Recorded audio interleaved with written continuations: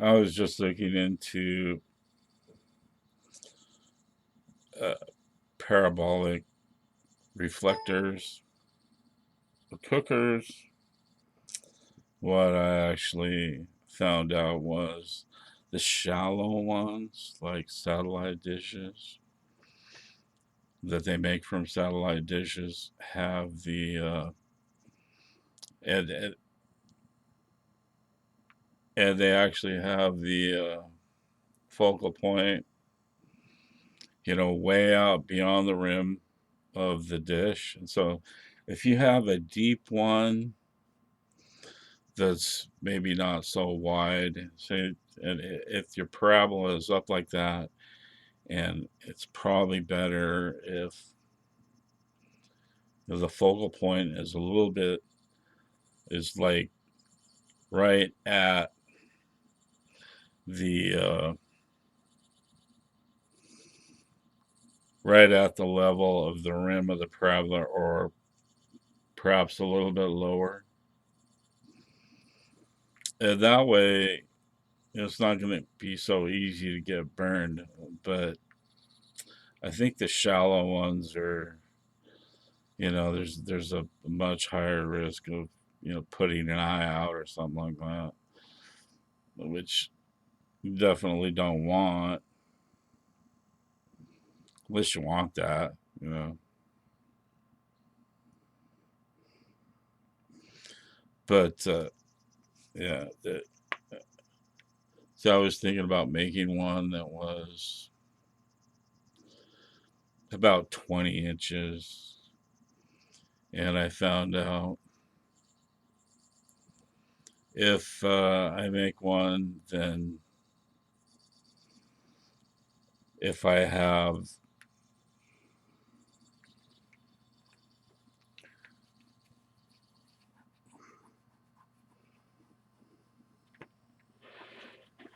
let me see,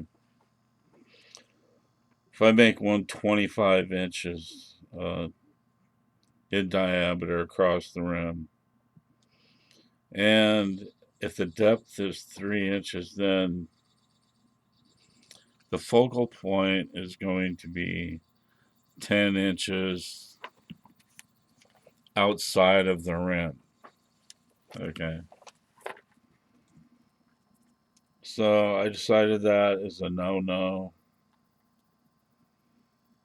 Uh, for whatever reason. At least not for a cooker, where you got the higher heat. So you probably want it right at the rim. Maybe just a little tiny bit above the rim. So when you put your bracket on, it could just go straight across the rim. I think I would, make it so that it's your bracket, so you can lay a pot in there or whatever, a swivel pot, and so it's like just a little bit below the rim, so that pot will just rest in the bracket, and that way you can have depth of pot, whatever depth your pot is. That's about where your uh, focal point is going to be. So if your pot is countersunk, uh,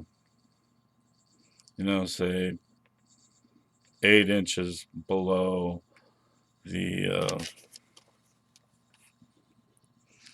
rim of the parabola, at least the top of the parabola, then you're gonna want your uh, focal point somewhere in that, so that it's hitting on the pot where you want it to.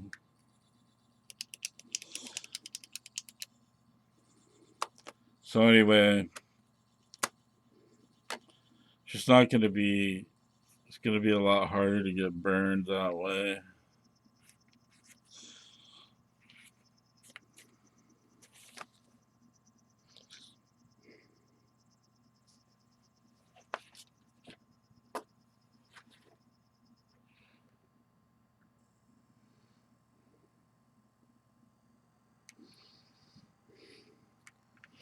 So I was thinking, what size pot you gotta take into consideration, what size of cooker you're gonna have, what size your kettle is gonna be, what size your dish is gonna be.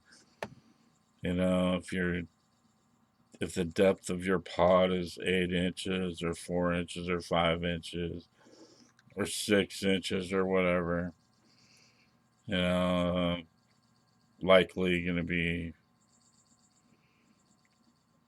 So just gonna have to pick a pot out, literally pick one out, and you're literally gonna have to figure out how the bracket's gonna work, and figure out where that focal point is gonna be. The advantage to that parabola is that that focal point is gonna be in the same spot pretty much no matter where the sun is turned. From what I understand, it's if it's a parabolic shape, then, and I think particularly the deep ones that are below the mirror, I mean, it's assumed that all the sun's rays are going parallel, and the focal point is going to be in the middle, and that's where the heat is going to be concentrated in the middle. Say probably ideal somewhere about 4 inches below the rim of the parabolic mirror. So that's about what I was thinking about doing myself, if I even bother with it. But since I wouldn't mind having a solar distiller, so I wouldn't mind having one of those at all. So, but I don't want to be hanging out with too many risks, people getting burned, you know, injuries or anything like that. So, something to consider. Um, have the formulas.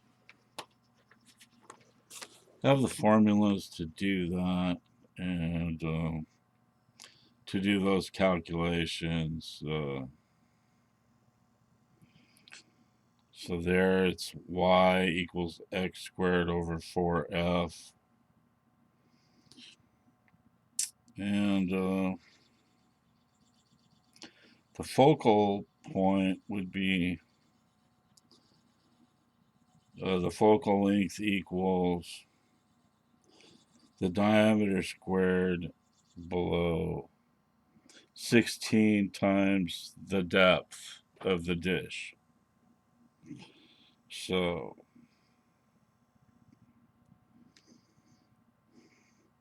that would be F equals big D squared over divided by 16 little d.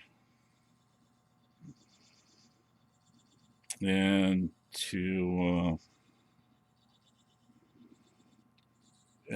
to create the parabola, you would have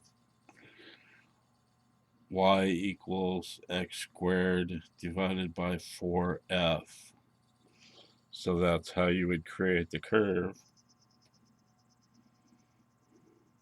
And you would have to know f to calculate. Then you would be given y or x, and you would solve for either one of those. So you'd calculate f first, and then create your curve, and then go about business.